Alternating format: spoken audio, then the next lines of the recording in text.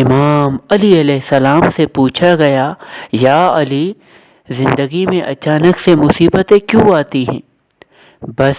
یہ پوچھا گیا تو امام علی علیہ السلام نے فرمایا، اے بندہ خدا، ان 9 چیزوں سے اچانک گھر میں مصیبتیں آ جاتی ہیں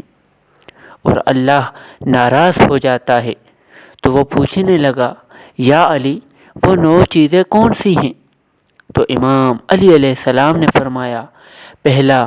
اپنی بیٹی کو گالی دینا، دوسرا،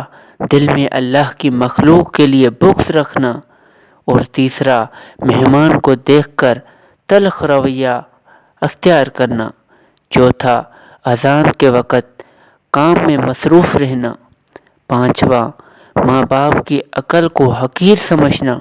چھٹا، نماز کے بعد دعا نہ مانگنا، اور ساتواں، کھڑے ہو کے پانی پینا، اور آٹھواں، دسترخوان پہ زور زور سے ہنسنا اور باتیں کرنا،